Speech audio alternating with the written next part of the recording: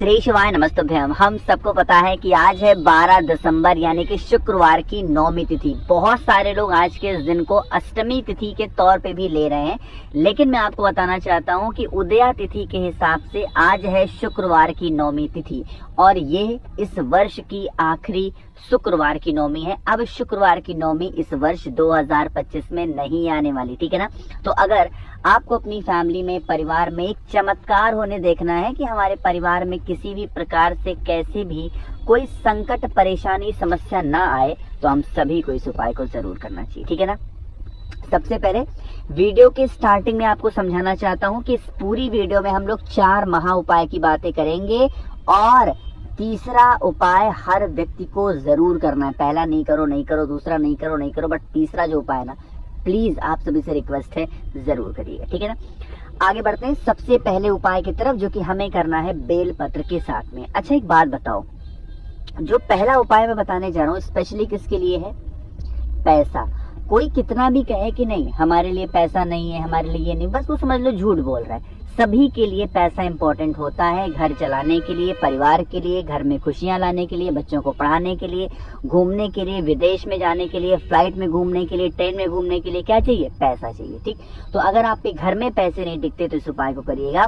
दूसरी चीज जानकारी आपको ये होनी चाहिए कि जो शुक्रवार का दिन होता है, स्पेशली इस दिन को हम माता लक्ष्मी को समर्पित करते हैं, इसीलिए हम इस उपाय को कर रहे हैं। स्क्रीन पर आप लोग को बेलपत्र दिखाई दे रहा है, अरे दिख रहा है ना। कितनी बेलपत्र चाहिए? आप सभी लोगों को मात्र एक बेलपत्र चाहिए। अब हम ये उपाय करने वाले हैं भोले बाबा के शिवलिंग के ऊपर। तो आपको ये भी पता होगा कि भोले बाबा को सबसे ज्यादा क्या प्रिय है? अरे बताओ, सबसे ज्यादा क्या प्रिय है? लाल चंदन। अरे यही तो प्रिय है।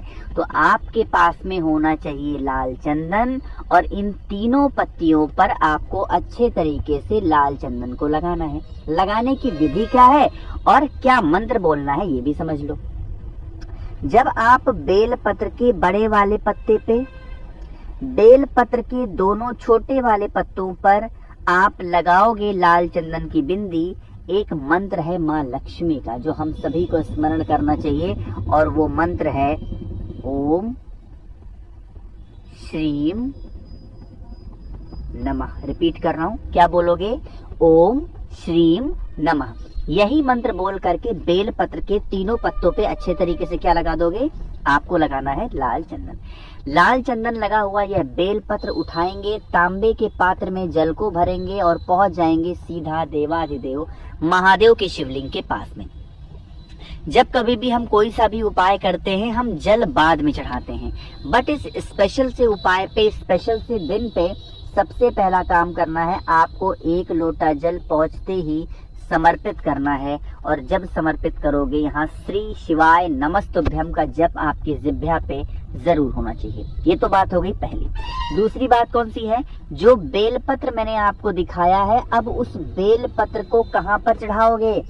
माता अशोक सुंदरी के स्थान पर। लेकिन आपको ये भी पता है कि जब हम समर्पित करते हैं भोले बाबा के शिवलिंग के ऊपर, रोग बीमारी का उपाय करते हैं या धन संपदा का उपाय करते हैं, तो एक नाम होता है भोलेनाथ का, कुंदकेश्वर महादेव। तो इन्हीं के नाम से जो आपके पास में बेल पत्र है, उस बेल पत्र को भोले बाबा के शिवलिंग के ऊपर कुछ इस प्रकार से आपको समर्पित करना है और ये विनती करनी है कि हमारे घर में सब कुछ ठीक हो, हमारे घर में माँ लक्ष्मी का आगमन नहीं है, हे शिव शंभु भोलेनाथ हमारे घर में माँ लक्ष्मी का आगमन हो, हम सभी परिवार वाले स्वस्थ एवं निरोगी रहें, ऐसे विनती करना, ठीक है ना। बातें क्लियर हो रही हैं?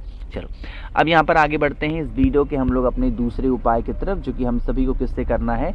मात्र शंख के साथ में करना है, ठीक। या अष्टमी तिथि आती है, या 9वीं तिथि आती है, या एकादशी आती है, या शुक्रवार का दिन आता है, ये 4 तिथियों पे मैं इसे जरूर याद दिलाता हूँ, तो समझने की कोशिश करते हैं। देखो, जैसे अक्सर आज के टाइम पे ऐसा देखा गया है कि लोग पता है इतना ज़्यादा कॉस्मेटिक यूज़ करने लगे हैं ना, चाहे वो पुरुष हो चाहे वो स्त्री हो, और इसी कॉस्मेटिक में पड़े होते हैं ढेरों सारे खराब केमिकल जो आपके फेस को खराब करते हैं। आपकी बॉडी में जो भी प्रकार के दाग धब्बे होते हैं ना, इन्हीं कॉस्मेटिक की वजह से होते हैं, या किसी प्रकार का इन्फेक्शन भी हो सकता है। तो अगर आपके शरीर में किसी भी प्रकार की बीमारी है, रोग है, दोष है, या शरीर के दाग धब्बे खत्म नहीं हो पा रहे हैं, तो आप इस उपाय को करेंगे। ठीक, नियम क्या है? नियम है कि आपके पास में किसी भी प्रकार का शंख होना चाहिए। शंख भी दो प्रकार के होते हैं, एक शंख होता है पूजा में रखने के लिए और दूसरा शंख होता है बजाने के लिए, और कुछ लोग इस बजाने वाले शंख को भी क्या करते हैं, पूजा करने के रूप में रखते हैं। जो भी शंख आपके पास में है उठाओ, और उस शंख के अंदर 3 से 4 चीज़ों को आपको डालना है। वो 3 से 4 चीज़ें कौन सी हैं? सबसे पहले इस शंख के अंदर आपको डालना है भाई गंगा जल।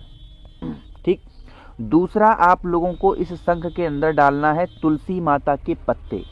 तीसरे नंबर पर जो इस शंख के अंदर डालना है वो डालना है आपको कोई एक सिक्का। और चौथे नंबर पे जो शंख में आपको डालना है, एक आपको मार्केट में मिलेगा पंच रत्न, आराम से मिल जाए, किसी भी पूजा पाठ के स्टोर पे जाओगे आराम से 10, 12, 15 रुपए में पंच रत्न आपको मिलेगा। ठीक, एक छोटे से डिब्बे में होता है, 5 रत्न उसमें होते हैं। इसको आपको डाल देना है किसमें? इसी शंख के अंदर। डालने के बाद में आप पूरी रात छोड़ दें। अगले दिन जब आप सुबह नहाने के लिए जाएं तो इस शंख के अंदर से तुलसी माता के पत्ते को निकाल लो और सिक्के को निकाल दो। तुलसी माता के पत्ते को तुलसी माता की जड़ में रखाओ और सिक्के को उठा के अपने घर की अलमारी तिजोरी में रख दो।